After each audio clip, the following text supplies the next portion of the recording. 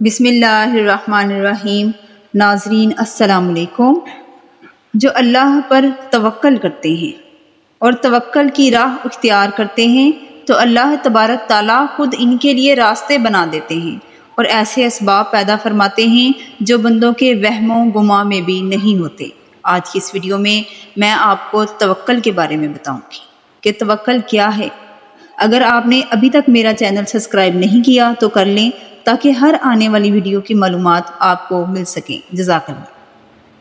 ناظرین، بے شک خدائے واحد وہ ذات ہے جو ہر دکھ سکھ خوشی غمی میں ہمارے ساتھ ہے، جو ہمیں نوازتا ہے، جو اندھیری راہوں میں ہمارے لیے روشنیاں پیدا کرتا ہے، جو ہماری مشکلات کو حل کرتا ہے۔ ہمیں اسی پر بھروسہ کرنا چاہیے، توکل کرنا چاہیے۔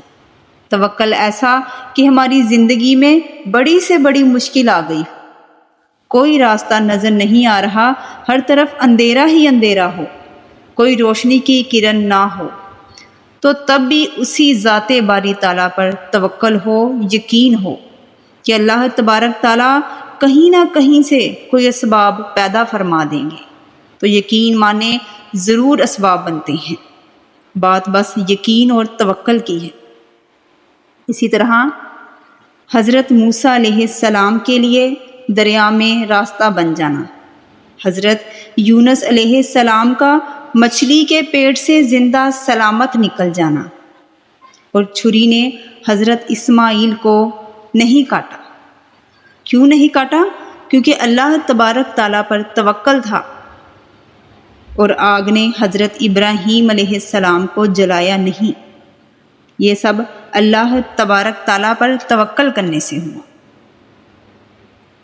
آج بھی ہو جو ابراہیم سا ایمان پیدا، آج بھی ہو جو ابراہیم سا ایمان پیدا، آگ کر سکتی ہے اندازے گلستان پیدا۔ ناظرین، روایات میں ہے کہ جب نمرود نے اپنی ساری قوم کے روبرو حضرت ابراہیم علیہ السلام کو آگ میں پھینک دیا تو زمین و آسمان کی تمام مخلوقات چیخ چیخ کر بارگاہ خداوندی میں عرض کرنے لگی کہ خداوند، تیرے خلیل کو آگ میں ڈالا جا رہا ہے، اور ان کے سوا زمین میں کوئی انسان تیری توحید کا علمبردار نہیں، لہٰذا تو ہمیں اجازت دے کہ ہم ان کی امداد اور نصرت کریں۔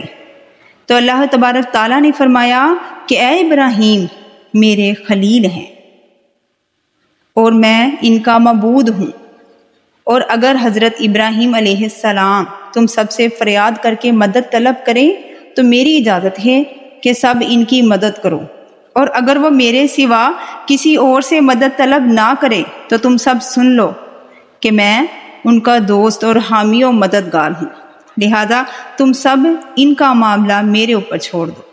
اس کے بعد آپ کے پاس پانی کا فرشتہ آیا اور کہا کہ اگر آپ فرمائیں تو میں پانی برسا کر اس آگ کو بجھا دوں۔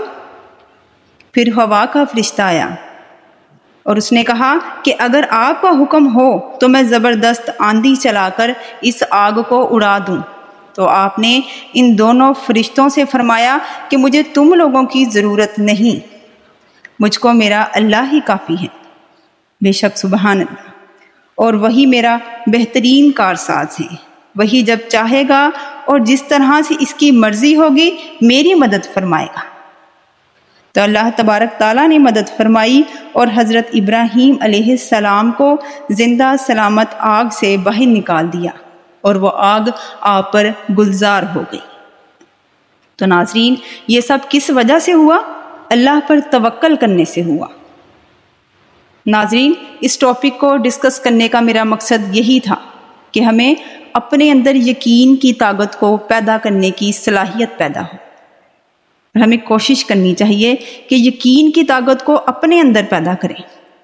عقل کہتی ہے کہ کاروبار میں نقصان بھی ہو سکتا ہے اور فائدہ بھی، مگر کچھ فیصلے ایمان پر بھی ہوتے ہیں۔